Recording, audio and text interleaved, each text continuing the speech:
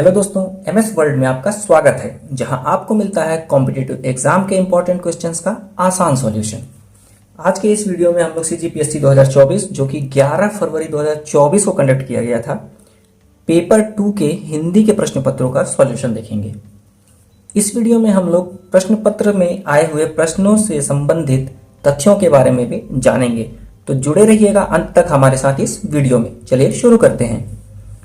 दोस्तों, पहले प्रश्न में दो सूचियां दी हुई हैं। सूची 1 में रूढ़, यौगिक और योग रूढ़ ये शब्द लिखे हुए हैं, जबकि इनसे संबंधित शब्द सूची 2 में लिखे हुए हैं। इनका सही जोड़ी हमें मिलाना था। दोस्तों, सबसे पहला है रूढ़ शब्द। रूढ़ शब्द ऐसे शब्द होते हैं जो हमेशा एक विशेष अर्थ प्रकट करते हैं, और यदि इनको अलग कर दिया जाए, यानी कि तोड़ दिया जाए, तो इनके खंडों का कोई विशेष अर्थ नहीं निकलता है। तो इस हिसाब से अगर ऑप्शन में हम देखेंगे तो घोड़ा रूढ़ शब्द होगा। दोस्तों, अगला शब्द है यौगिक। यौगिक क्या है? दो अलग अलग शब्दों के योग से बनेंगे, और इन दोनों शब्दों यानी कि जिन भी शब्दों से वो मिलकर बने होंगे उनका अपना अर्थ होगा। ठीक है, इनमें से सही ऑप्शन देखेंगे तो पाठशाला। पाठ और शाला दो शब्दों के योग से बना है और दोनों का अपना अर्थ होता है। दोस्तों, आखिरी है योग रूढ़ शब्द। योग रूढ़ भी दो या दो से अधिक शब्दों से मिलकर बनते हैं, लेकिन जो नया शब्द बनता है उसका एक अलग यानी कि विशेष अर्थ होता है। इसमें ऑप्शन सूची 2 में देखेंगे तो पंकज, पंक और ज यानी कि कीचड़ से जन्मा हुआ, दोनों का अलग अलग अर्थ है, लेकिन योग रूढ़ बनने के बाद इसका अलग अर्थ निकल जाता है कमल। तो दोस्तों, इस प्रकार से इस प्रश्न का सही उत्तर यदि कूट मिलाएंगे तो ऑप्शन नंबर ए सही आ जाएगा। चलिए बढ़ते हैं हमारे अगले प्रश्न की ओर।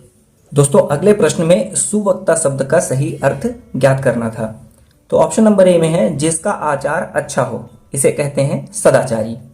जिसका आचार अच्छा ना हो इसे कहते हैं दुराचारी। तीसरा है अच्छा बोलने वाला, इसी का अर्थ होता है फ्रेंड्स सुवक्ता। अच्छा बोलने वाले को सुवक्ता कहते हैं। और आखिरी है सबको समान देखने वाला, इसे कहते हैं समदर्शी। तो इस हिसाब से 69 का ऑप्शन नंबर सी अच्छा बोलने वाला सुवक्ता शब्द का सही अर्थ हो जाएगा। दोस्तों, अगले प्रश्न में भी दो सूचियां दी हुई हैं। सूची 1 में उद्देश्य और सूची 2 में विधेय दिया हुआ है। ठीक है, इन दोनों को हमें कनेक्ट करना था। तो सबसे पहले आप जानिए कि उद्देश्य क्या होता है।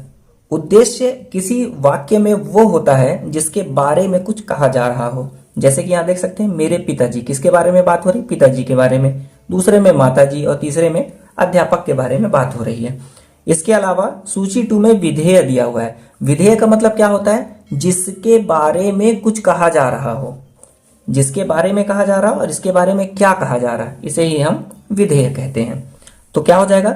मेरे पिताजी। ठीक है, इसका सही अगर विधेय जोड़ेंगे हम तो बाजार से खिलौने खरीद कर लाए। माताजी मंदिर में पूजा कर रही हैं और अध्यापक कक्षा में पढ़ाते हैं। आसान सा प्रश्न है, यदि आप इसे आराम से देखेंगे आराम से आंसर आ जाएगा।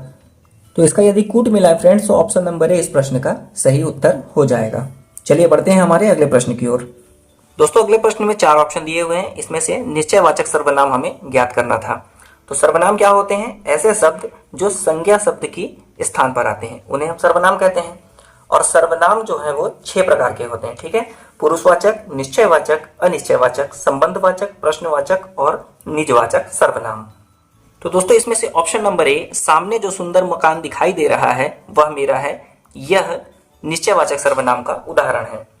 अगला, कुछ आम यहाँ पड़े हैं, ये अनिश्चयवाचक सर्वनाम का उदाहरण है। ऑप्शन नंबर सी, जो सोएगा वो खोएगा, ये संबंधवाचक सर्वनाम का उदाहरण है। अंतिम ऑप्शन, आज तुमने क्या खाया, ये प्रश्नवाचक सर्वनाम का उदाहरण है। दोस्तों, अगला है निजवाचक सर्वनाम। इसका एक उदाहरण आप लिख सकते हैं कि आप अपना काम खुद कर लो, ये निजवाचक सर्वनाम का उदाहरण है। एक और बचता है पुरुषवाचक सर्वनाम। इसके उदाहरण आप कमेंट बॉक्स में हमें बताइए। दोस्तों, अगले प्रश्न में अंग्रेजी भाषा के शब्द रिपोर्ट का सही हिंदी अर्थ हमें चुनना था। 4 ऑप्शन दिए हुए हैं फ्रेंड्स। इसमें रिपोर्ट का जो सही उत्तर होगा वो होगा प्रतिवेदन। प्रतिवेदन का अर्थ होता है रिपोर्ट। जबकि आयोजन, इसे हम क्या कह सकते हैं? इवेंट्स कहते हैं अंग्रेजी में। गतिविधि, इसे हम एक्शन कहते हैं।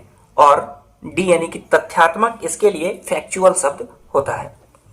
दोस्तों, अगले प्रश्न में मृषा शब्द के सही अर्थ को चुनना था। तो फ्रेंड्स मृषा, इसका अर्थ जो होता है वो होता है मिथ्या यानी कि झूठ। तो इस हिसाब से इसका सही उत्तर ऑप्शन नंबर बी हो जाएगा।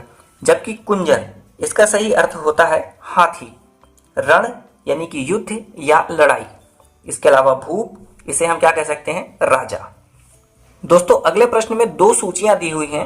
पहले सूची में पुरुषवाचक सर्वनाम के 3 भेद दिए हुए हैं और सूची 2 में उन भेदों से संबंधित उदाहरण दिए हुए हैं। तो इन भेदों से इनका सही संबंध हमें ज्ञात करना था। तो दोस्तों इसे आप आसान भाषा में समझ सकते हैं। उत्तम पुरुष यानी कि मैं, मध्यम पुरुष यानी कि आप, और अन्य पुरुष यानी कि कोई भी तीसरा व्यक्ति। बस इसे ही हमें समझना है। उत्तम पुरुष यानी कि मैं, हम लोग। मध्यम पुरुष यानी कि आप, तू, तुम, आप लोग। और अन्य पुरुष में अन्य सभी, वे लोग, ये, यह, आप। ये सारे इनके उदाहरण हो गए हैं। तो यदि आप इसे कूट से मिलाएंगे तो इसका सही उत्तर ऑप्शन नंबर बी हो जाएगा। दोस्तों अगले प्रश्न में हमें व्याकरणिक दृष्टि से शुद्ध वाक्य को चुनना था। तो इस प्रश्न में सही उत्तर जो होगा वो ऑप्शन नंबर डी हो जाएगा। साहित्य और जीवन का घनिष्ठ संबंध है। दोनों के बीच में संबंध निकालना है तो सीमित संबंध, कनिष्ठ संबंध और घोर संबंध, बस इसी का हमें अंतर देखना था। तो इनके बीच में घनिष्ठ संबंध होता है। दोस्तों अगले प्रश्न में हमें आड़े हाथों लेना मुहावरे का सही अर्थ चुनना था। तो आड़े हाथों लेना, इस मुहावरे का सही अर्थ होगा खरी खरी सुनाना। जबकि सच्चाई न दिखाई देना के लिए जो मुहावरा होता है उसे आंख पर पर्दा पड़ना कहते हैं। दोस्तों अगला प्रश्न है विधानवाचक वाक्य किसे कहते हैं। रचना के आधार पर वाक्यों के 3 भेद होते हैं, सरल वाक्य, संयुक्त वाक्य और मिश्रित वाक्य। जबकि अर्थ के आधार पर वाक्यों के 8 प्रकार होते हैं। इनमें जो विधानवाचक वाक्य होता है तो जिन वाक्यों से किसी क्रिया को करने अथवा होने का बोध होता है इसे हम विधानवाचक वाक्य कहते हैं। इसके अलावा जिन वाक्यों से किसी कार्य के न होने का बोध होता है इसे हम निषेधवाचक वाक्य कहते हैं। जिन वाक्यों में कार्य के होने में संदेह का बोध होता है उसे हम संदेहवाचक वाक्य कहते हैं। और जिन वाक्यों द्वारा वक्ता की आशा, इच्छा अथवा आशीर्वाद का बोध होता है उसे हम इच्छावाचक वाक्य कहते हैं। दोस्तों अगला प्रश्न है पूर्वी हिंदी के अंतर्गत कौन सी बोलियों का प्रयोग होता है। दोस्तों हिंदी के क्षेत्र में हिंदी की मुख्यतः 17 बोलियां बोली जाती हैं जिन्हें 5 बोली वर्गों में बांटा गया है। 5 बोली वर्ग कौन कौन से हैं? पश्चिमी हिंदी, पूर्वी हिंदी, पहाड़ी हिंदी, बिहारी हिंदी और राजस्थानी हिंदी। तो इसमें जो ऑप्शन नंबर ए है अवधी, बघेली और छत्तीसगढ़ी, ये जो है पूर्वी हिंदी का उदाहरण है। मारवाड़ी, मेवाड़ी, मेवाती और डकौती, ये जो है राजस्थानी हिंदी के उदाहरण हैं। ब्रज, खड़ी बोली और हरियाणवी, ये पश्चिमी हिंदी के उदाहरण हैं। इसके अलावा 2 और बचे, बिहारी हिंदी और पहाड़ी हिंदी। ठीक है, तो बिहारी हिंदी में भोजपुरी, मगधी और नागपुरी आ जाते हैं। और पहाड़ी हिंदी में कौन कौन सी बोलियां आती हैं इसे आप कमेंट बॉक्स में बताइए। दोस्तों अगला प्रश्न है थोथा चना बाजे घना लोकोक्ति का सही अर्थ चुनना है। तो इस प्रश्न का सही उत्तर होगा आडंबर युक्त व्यक्ति इतराता बहुत है। इसके अलावा जो जैसा करे उसे वैसा ही बदला देना, इसके लिए जैसा को तैसा लिख सकते हैं। और जो बात अधिक करता है वह कार्य नहीं करता, इसके लिए जो गरजते हैं वो बरसते नहीं, सही उत्तर होगा। फ्रेंड्स आय के अनुसार व्यय करना चाहिए, इसके लिए कौन सी लोकोक्ति होगी आप हमें कमेंट बॉक्स में बता सकते हैं। दोस्तों अगला प्रश्न है मिश्रित वाक्य की परिभाषा को चुनना था। तो इसका सही उत्तर ऑप्शन नंबर सी हो जाएगा कि जिस वाक्य में एक प्रधान उपवाक्य होता है और उस पर आश्रित एक या एक से अधिक उपवाक्य भी होते हैं।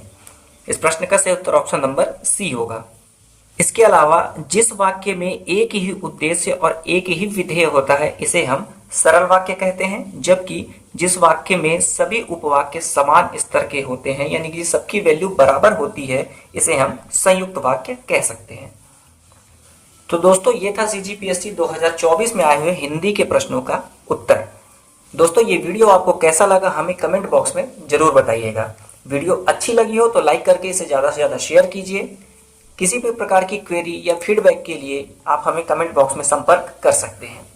वीडियो को अंत तक देखने के लिए बहुत बहुत धन्यवाद। Thanks for watching and be connected.